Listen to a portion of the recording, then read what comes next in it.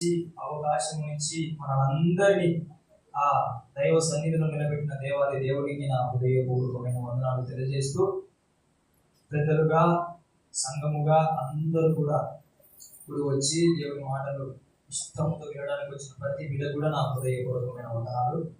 వాక్యంలోకి వెళ్దాం. యెషయా గ్రంథము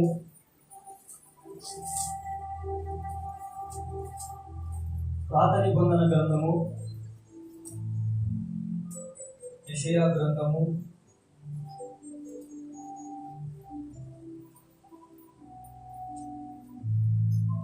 59వ వచనం.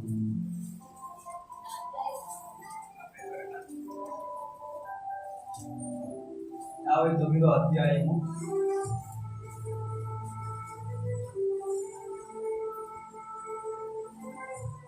ఈ యెషయా గ్రంథంకు ఒక స్పెషల్ ఉంది. ఏంటి చెప్పండి?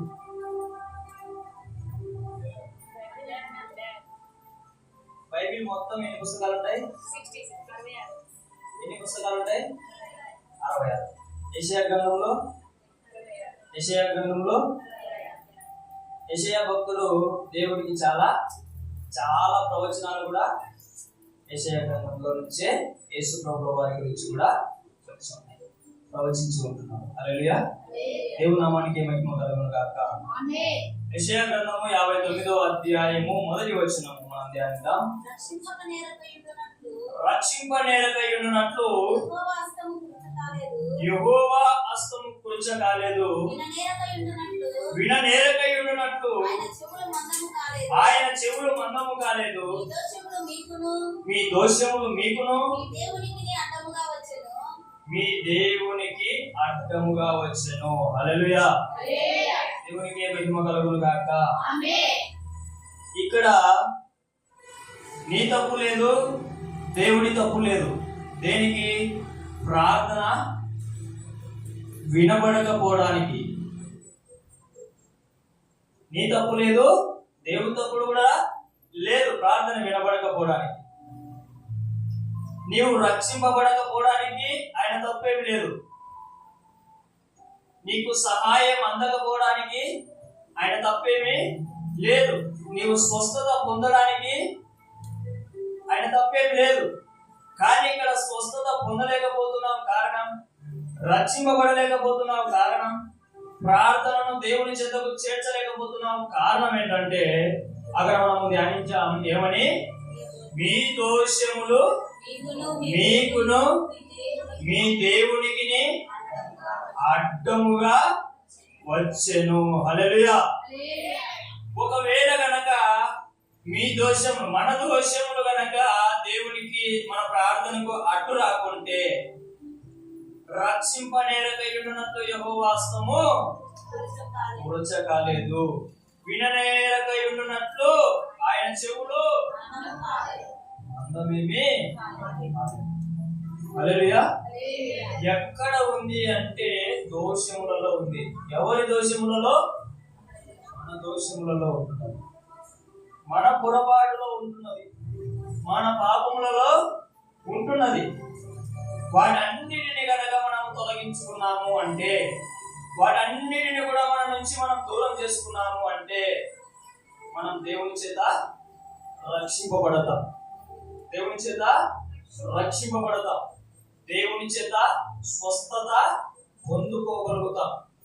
దేవుని నుంచి ఆశీర్వాదాలు కుమ్మరింపబడతాయి. హల్లెలూయా. ఎప్పుడు? నీవు అనుభవిస్తున్నటువంటి దోషములు నీవు తొలగించుకుంటే.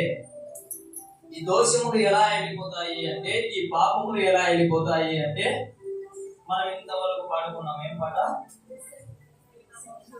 ఆ నామములో ఆయన కార్చిన రక్తములో ఈ దోషములన్నీ కడగబడతాయి, శుద్ధి చేయబడతాయి, నిన్ను రక్షింపబడానికి సహాయపడతాయి. హల్లెలూయా. దేవుని నామానికి మహిమ కలుగును గాక. ఎప్పటికైనా సరే అంటే, ఎటువంటి మనిషి అయినా సరే యేసయ్య దగ్గరికి వచ్చి గనక నన్ను రక్షించు అంటే, ఆయన ఎన్నటికీ కూడా ఆయన చెయ్యి కొరచగా కనిపించేలా చేయడు.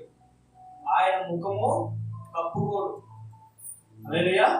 ఆయన చెవులు మందగిలించుకోడు. ఎందుకంటే దేవుడు, మనము పోయిన వారం ఏం మాట మాట్లాడుకున్నాం?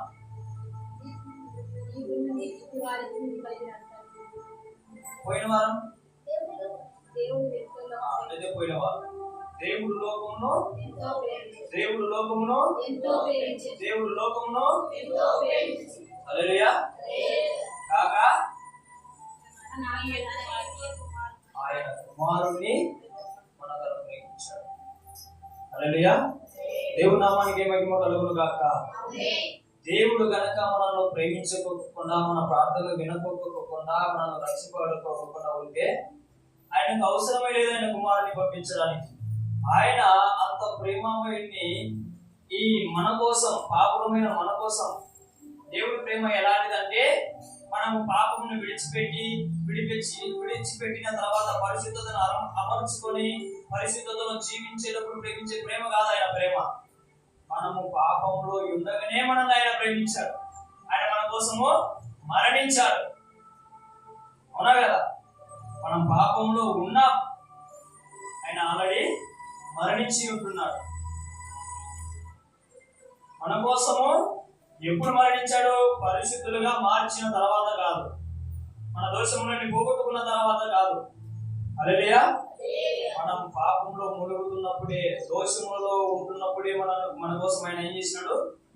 ఆయన కుమారుని పంపించి శిలువలో ఆయన పాపిగా మార్చబడి, మనిలం అనేది లేని ఆయన మలినాన్ని చేర్చుకొని ఏం చేసినాడు? పాపానికి ఒక ఆనకట్ట వేసేసినాడు. హల్లెలూయా. ఒక మనిషి పాపము లేకుండా జీవించగలడు అని నిరూపించి చూపించాడు యేసయ్య. హల్లెలూయా. దేవుని నామానికి మహిమ కలుగును గాక. అంత గొప్ప దేవుడు మనం కలిగి ఉన్నటువంటి దేవుడు. హల్లెలూయా.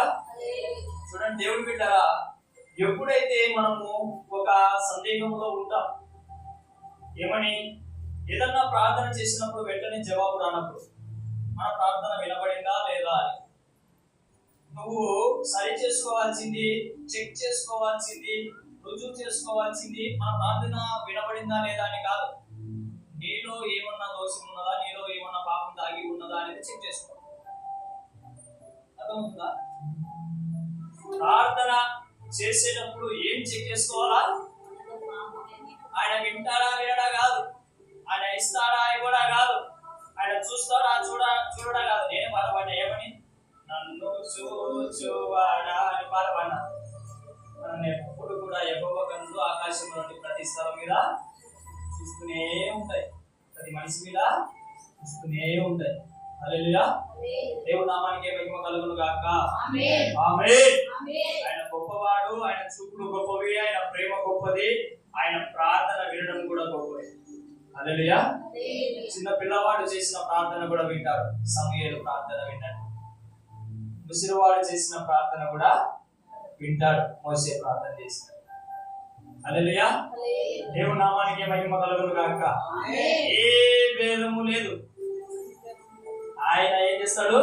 అందరి ప్రార్థన వింటాడు. ప్రాబ్లం ఎక్కడుంది? మన దోషములలో ఉన్నది, మన పాపంలో ఉంటున్నది. మనం చెక్ చేసుకోవాల్సింది ఏం చెక్ చేసుకోవాలా? ఏమన్నా దోషం దాగి ఉన్నదా? మనం బాప్తిసం తీసుకున్నామా లేదా? మనం రక్షింపబడ్డామా లేదా? మనం మానవలసి చెందామా లేదా? మనం ఆత్మతో నింపబడ్డామా లేదా? దేవుడు ఇచ్చిన పనిని సక్రమంగా నెరవేరుస్తున్నామా లేదా? దైవ సేవకులు చెప్పిన మాట వింటున్నామా లేదా? తల్లిదండ్రులు చెప్పిన మాట వింటున్నామా లేదా? పెద్దలను గౌరవిస్తున్నామా లేదా? హల్లెలూయా. వీటన్నిటిని మనం ఏం చేసుకుంటున్నారా? అంత ఓపిక లేదు, అంత తెలివి అసలే లేదు, అంత బుద్ధి అసలే లేదు, అంత జ్ఞానం అసలే ఉంది అని ఒకరన్నా చెప్పండి. దేవునికి మహిమ కలుగును గాక. మీకు అన్ని దేవుడు ఇచ్చును గాక. ఆల్రెడీ ఉన్న వాళ్ళందరూ హల్లెలూయా చెప్పండి. మరి ఇచ్చిన కాక ఆమె ఎందుకనే ఇంకా ఎక్కువ కావాలనే. హల్లెలూయా. దేవుడు మళ్ళీ దీవించును గాక. దేవుని బిడ్డలారా, మనం ప్రార్థన చేస్తే ఆయన చెవులు మందగిలవు. మనం నశించిపోతుంటే రక్షించకుండా ఆయన చేతులు కొరచ చేసుకోడు. హల్లెలూయా. ఇది సత్యం, ఇది నిజం, ఇది దానికి ముద్ర లేదు, అదే స్థాపితం. ఆయన చెప్పాడంటే చేస్తాడు. హల్లెలూయా. ఆయన మాట పలికాడంటే నెరవేర్చి చూపిస్తాడు. హల్లెలూయా. చిన్న పిల్లోడైన సమూయేలు ప్రార్థన విన్న దేవుడు నీ ప్రార్థన ఎందుకు వినడు? యవనస్తుడైన దావీదు ప్రార్థన విన్న దేవుడు నీ ప్రార్థన ఎందుకు వినడు? ప్రాబ్లం ఏంటి? దేవుడు మనం పాపంలో ఉండి ప్రార్థన చేస్తూ ఉంటే వినడు. ప్రాబ్లం ఆయనది కాదు, నీ పాపములు, నీ దోషములు. నువ్వు ఇంకా కప్పుకుంటున్నావు, నువ్వు ఇంకా దాచిపెట్టుకుంటున్నావు, నువ్వు ఇంకా ఏం చేస్తున్నావు? దాచిపెడుతున్నావు, కప్పుకుంటున్నావు. అది గనక ఏమైతుంది? హల్లెలూయా. దేవునికి మహిమ కలుగును గాక. 4వ వచనం చూడండి. అందరూ వ్యర్థమైన దాన్ని నమ్ముకొని మోసపు మాటలు పలుకుదురు, చెడుగును గర్భము ధరించి. దాచిపెట్టుకున్న ప్రతి ఒక్కరు ఏం ధరిస్తున్నారు? చెడును చెడును చెడును చెడును దాచిపెట్టుకుంటున్నావు, మంచిని కాదు. ఏం దాచిపెట్టుకుంటున్నావు? చెడును దాచిపెట్టుకుంటున్నావు. చెడును ఏం చేసుకుంటున్నావు? దాచిపెట్టుకుంటున్నావు. ఒక నరకంతకులను కానీ, దొంగతనాలు చేసేవాడిని కానీ, పేకాటగాళ్ళ కానీ నువ్వు ఇంట్లో పెట్టుకో, ఏమవుతుందో చూడు.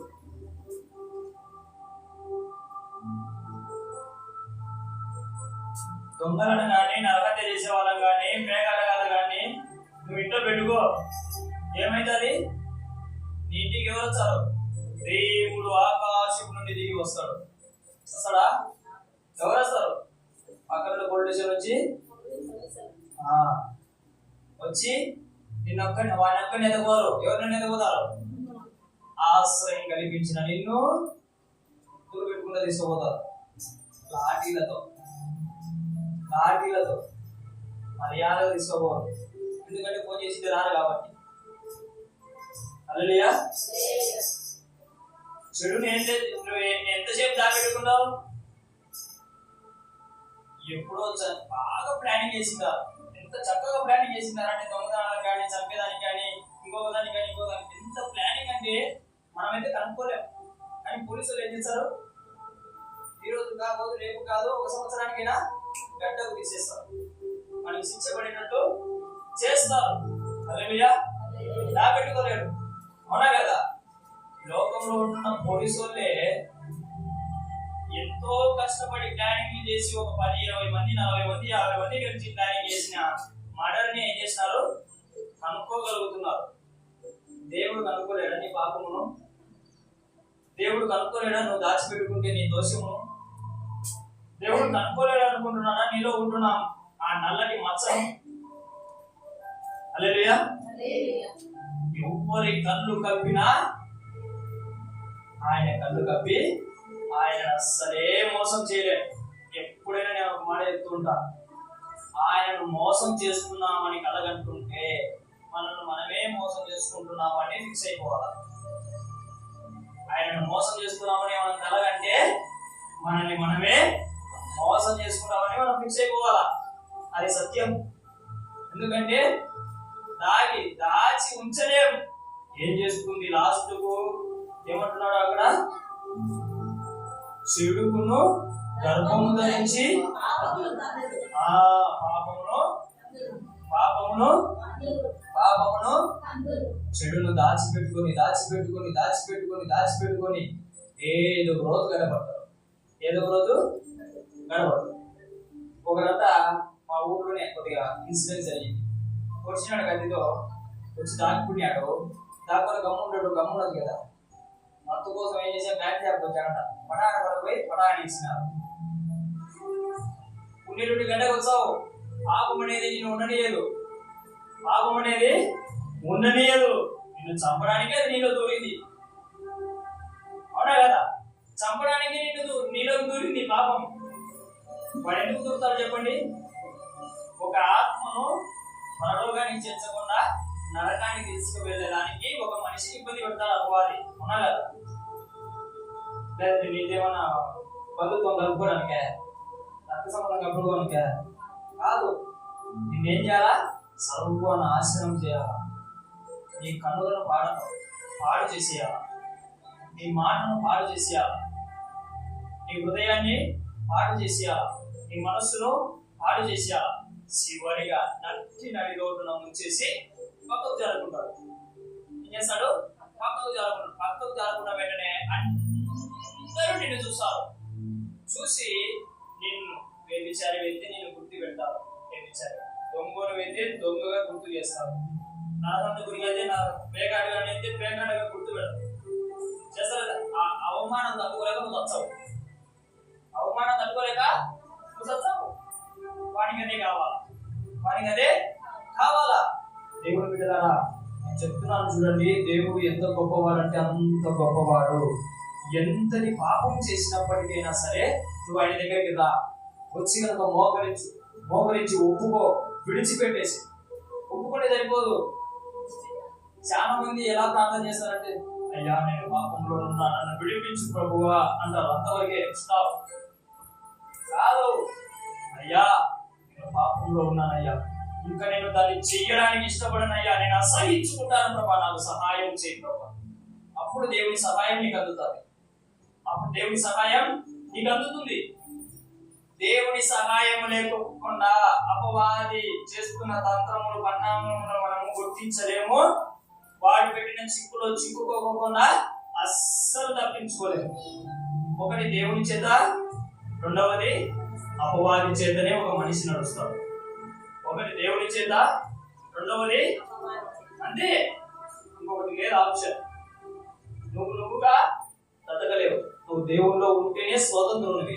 నువ్వు తల్లిదండ్రుల దగ్గర ఉంటేనే చక్కగా బ్రతకగలుగుతావు. తల్లిదండ్రులు లేకపోతే ఆకంత సచ్చిపోతావు. అవునా కదా? హల్లెలూయా. మనకు కూడా ఈ ఆత్మీయ ఆహారము, ప్రార్థన అనే బలం లేకపోతే కనుక మనం ఎలా ఉంటాం? చచ్చిపోదాం. పాపంలో చచ్చిపోదాం, దోషములతోనే చచ్చిపోదాం. ఏకంటాం పాపమును కనేసి అందరి ముందర అవమానాలు చెంది గురి వేసుకోను, పురుగుల ముందు తాగో, ఏదో కింద పడో చచ్చిపోదాం. హల్లెలూయా. అంత కర్మ మనకు పట్టలేదు. మీకు ఒకటి తెలుసా? ఆత్మహత్య చేసుకునే నరకానికి పోతారు. హల్లెలూయా. దేవునికి మహిమ కలుగును గాక.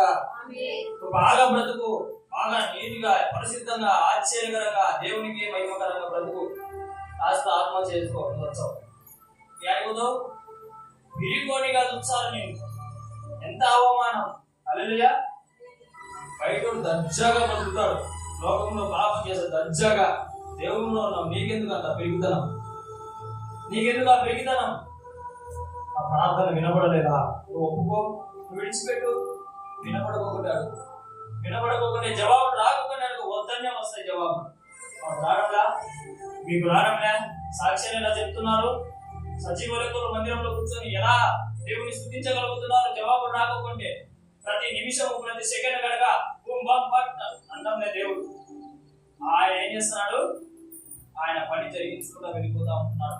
గాలికి గాలి మనకు వస్తుంది, వెలుగుకు వెలుగు మనకు వస్తుంది, ఆక్సిజన్ మనకు వస్తుంది. మనకు కావాల్సిన ప్రతి అవసరతలు, అక్కరతలు అన్ని మనకు తెలియకుండానే దేవుడు ఏం చేస్తున్నాడు? అమ్మ నాన్న ద్వారా, బంధువుల ద్వారా, లేదంటే నీ సొంత కష్టం ద్వారా, ఇంకొక ద్వారా ఏం చేస్తున్నాడు? దేవుడు పంపిస్తూ ఉంటున్నాడు. పంపిస్తూ నిన్ను బ్రతికించుకుంటున్నాడు. నువ్వు మారుతావు, నువ్వు మారి నా దగ్గరికి వస్తావు, నా దగ్గరికి వచ్చి రక్షణ పొందుతావు. రక్షణ పొంది అనేక ఆత్మలు రక్షణ మార్గంలోకి నడిపిస్తావనే కదా నేను కాపాడుకుంటున్నది నీ దేవుడు. హల్లెలూయా. దేవునికి మహిమ కలుగును గాక. నువ్వు ఇంకా ప్రార్థన వినబడ్డలా, ఇంకా దేవుడు నాకు జవాబు ఇవ్వడం లే. ఇక్కడే ఉన్నాం మనం ఇంకా తెలుసుకోవాల్సినవి అనేకములు ఉన్నాయి. హల్లెలూయా. మనం ఇంకా తెలుసుకోవాల్సినవి అనేకములు ఉన్నాయి. దేవునికి మహిమ కలుగును గాక. దేవునికి కనుక మొదలుపెడితే ఆయన ఏమంటాడో తెలుసా? యెషయా గ్రంథము 58వ అధ్యాయము 9వ వచనం చూడండి. అప్పుడు నీవు పిలువగా యెహోవా ఉత్తరమిచ్చును, నీవు మొరపెట్టగా ఏమంటాడు? ఏమంటాడు? ఓ సురేషు నేనున్నా నీకు అంటాడు. ఏమంటాడు? నా పేరు చెప్పాక నీ పేరు చెప్పుకోండి. నీ పేరు ఎల్లయ్య అయితే ఎల్లయ్య నేను ఉన్నా అంటాడు. నీ పేరు పుల్లయ్య అయితే పుల్లయ్యనే పిలుస్తాడు. హల్లెలూయా. దేవునికి మహిమ కలుగును గాక. దేవుని బిడ్డలారా, ప్రార్థించినప్పుడు అల్లా ఉత్తరం ఇచ్చే దేవుడు మన దేవుడు. మొర్ర పెట్టినప్పుడు అల్లా నేనున్నానయ్యా, భయపడకు, నువ్వు వెళ్ళు, నీ ప్రార్థనకు జవాబిచ్చే బాధ్యత నాది. హల్లెలూయా. దేవునికి మహిమ కలుగును గాక. మీకు ఎందుకు ఆయన స్పష్టత లేదు? ఆయన స్పర్శ ఎందుకు లేదు? ఆయన ఉన్నారని ఎందుకు మీరు ఇంకా ఏమన్నారు గుర్తించలేకపోతుంటున్నారు? మీకు ఇంకా ఆయన ఎందుకు దొరకడం లేదు? మాకు దొరికిన దేవుడు మీకు ఎందుకు దొరకడం లేదు? మమ్మల్ని విడిపించిన దేవుడు మిమ్మల్ని ఎందుకు విడిపించడం లేదు? ఆలోచించారా? ఆయన పొరపాటు ఏమీ లేదు. ఆయన పొరపాటు ఏమీ లేదు. ఉన్నదల్లా మనలోనే పొరపాటు. ఉన్నదల్లా చెప్పిన మాట వినం. దేవుడు మాట్లాడితే మళ్ళా చూసుకున్నామంట. విధేయత మనసు ఉండదు. హల్లెలూయా. ఎలా నిన్ను బాగు చేస్తాడు దేవుడు? దేవుడు ప్రతి మనిషికి స్వతంత్రం ఇచ్చాడు కాబట్టి వాళ్ళు పాపం చేయగలిగారు. ఎవరు? మన అవ్వ, మన తాత. అవ్వ ఆదాము అన్నా కదా, స్వతంత్రం ఇచ్చాడు కాబట్టి పాపం చేశాడు. నీకు స్వతంత్రం ఉంది కాబట్టి నువ్వు ప్రార్థన చేయడం లేదు, పాపం చేశాడు. స్వతంత్రం అనేది ఏంటో తెలుసా?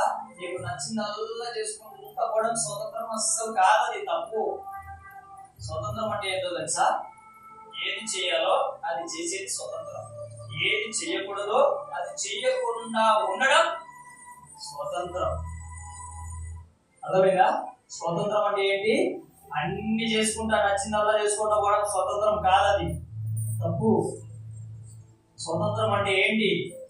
చెయ్యదగినవి చెయ్యాలి, చెయ్యొద్దన్నవి అది స్వతంత్రం. హల్లెలూయా. అవునా కదా? దేవునికి మహిమ కలుగును గాక. దేవుడు మీ కళ్ళు తెరుచును గాక. మీకు వాక్యం అర్థమవును గాక. మీరు మారు మనసు చెందును గాక.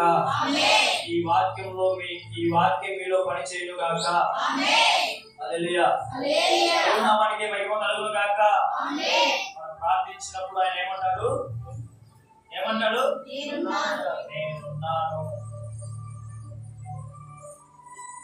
నా చెవులు నేను మందగిలు చేసుకోను, నా చేతులు కొరచ చేసుకోను, భయపడకు. ఏం చేయాలా?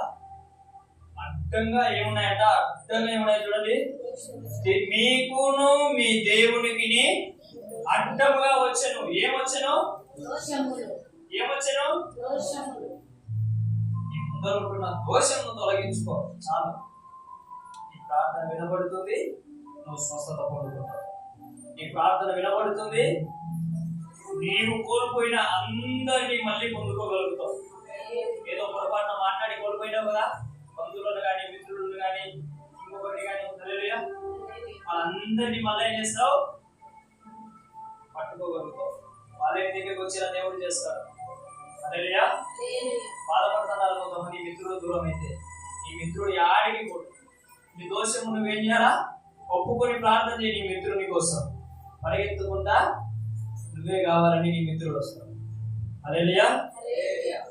నీ కుమారుడు ఏమన్నా తప్పిపోతే మొరపెట్టు, నీ దోషమును ఒప్పుకో, నీవు విడిచిపెట్టేసి, ఒప్పుకొని విడిచిపెట్టేసి ఖచ్చితంగా దేవుడు ఏం చేస్తాడు?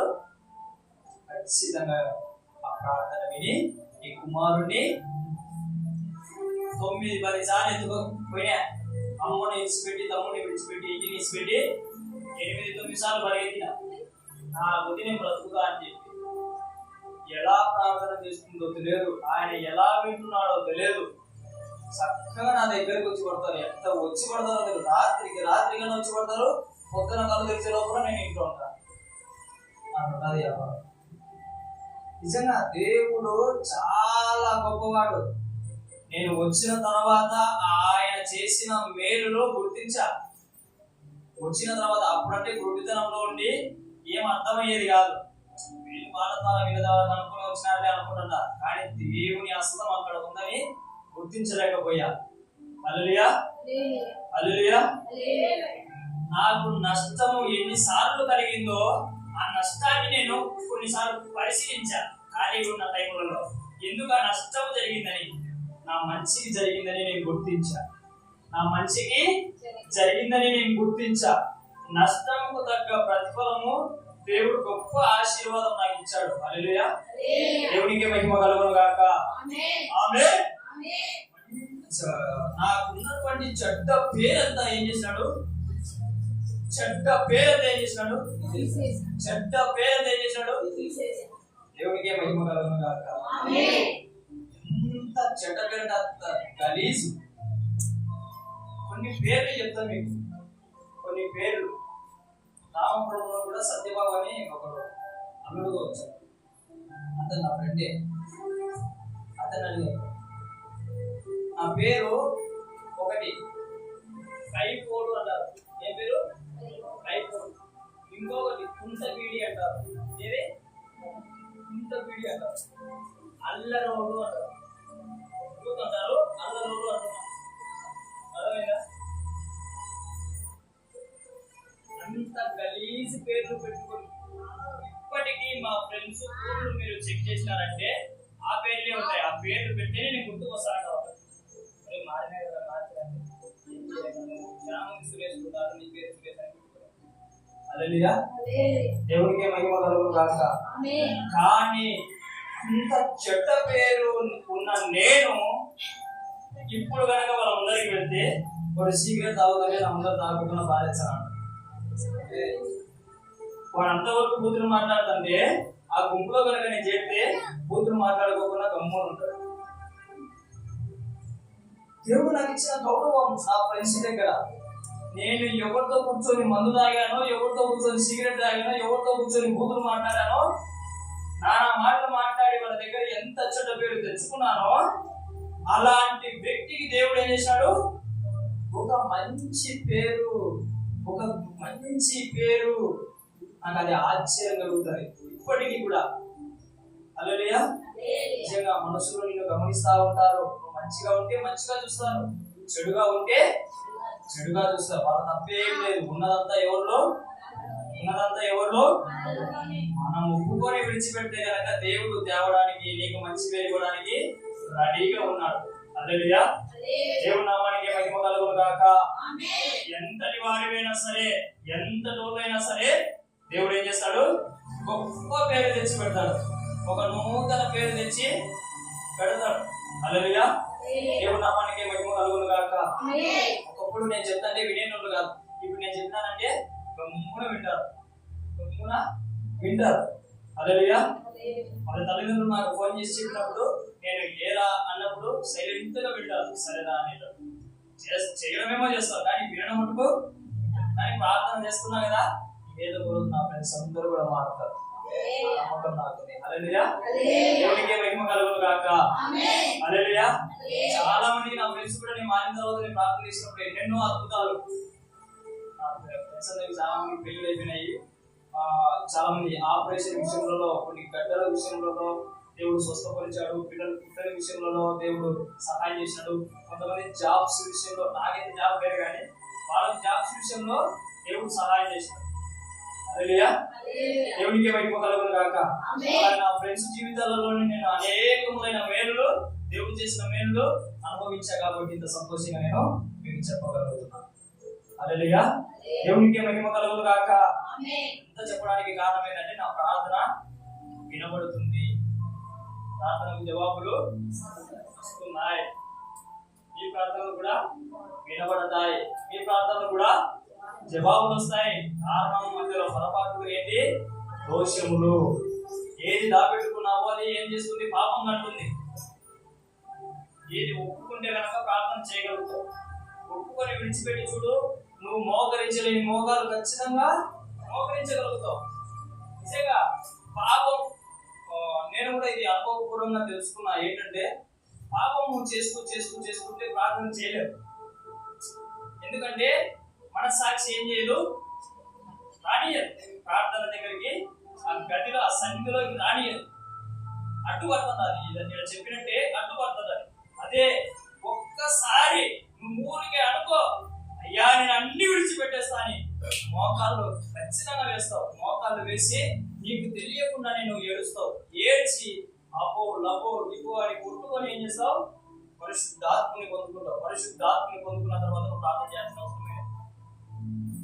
ఆయనే ఉచ్చరింప సఖ్యం కాని మూలుగులతో విజ్ఞాపనలు చేసుకుంటా వెళ్ళిపోతారు. హల్లెలూయా. దేవుని నామానికి మహిమ కలుగును గాక. ఆమేన్.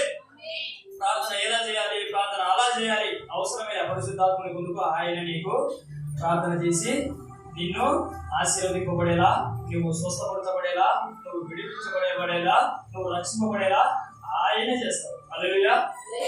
మనకంటే ఆయనకి ఎక్కువ తెలుసు దేవుని చెంతకు ఎలా వెళ్ళాలో. అవునా కదా? అందుకే ఆత్మను పొందుకొని ప్రతి ఒక్కరు కూడా ఆత్మను అడగండి. అయ్యా నేను అన్ని విడిచిపెడతానయ్యా, ఆకుని విడిచిపెడతానయ్యా, నేను చేస్తున్న పాపమును విడిచిపెడతానయ్యా, నేను దాపెట్టుకున్న దోషములను విడిచిపెడతానయ్యా, నేను ఇంకా ఏది కూడా చేయకోకుండా ఉండడానికి సహాయం చేయండి. హల్లెలూయా. కొద్ది రోజులు బలవంతంగా మొన్ననే ఒక ఆయన సాక్ష్యం, నేను కారు తోలుతున్నప్పుడు ఏంటి బైబిల్ తెచ్చుకున్నాం అన్నాడు. బైబిల్ తెచ్చుకున్నాం అంటే అన్న ఖాళీగా ఉన్న టైంలో చదువుకోవడానికి తెచ్చుకున్నాను అంటే సరేలే మీరు అంటే మేము బయలుదేరామని చెప్పిన తర్వాత మరి ఎలా అంటే ఇలా అన్న పరిస్థితి ఇలా ఉంది, మా అమ్మకి ఇలా ఉంది, ఇలా జరిగింది అని చెప్పిన తర్వాత నువ్వు ఏం చేయవా, సిగరెట్ తాగమందావంటే అదేం లేదు నా మూడు సంవత్సరాల కిందట దేవుడు నన్ను పట్టుకున్నాడు, నాతో మాట్లాడాడు, వదిలేసినండి. అదేది నాకు అర్థం కాలేదంటే ఒకటే చేశా అన్న, నా బ్రతుకు నాకే నీచంగా అనిపించింది. నీచంగా అనిపించినప్పుడు దేవుడు నా చెందకు వచ్చాడు. చెందకు వచ్చిన వెంటనే నాకు ఏమనిపించిందంటే విడిచిపెడదామనిపించింది. విడిచిపెడదామంటే నా వల్ల కావడం లేదు.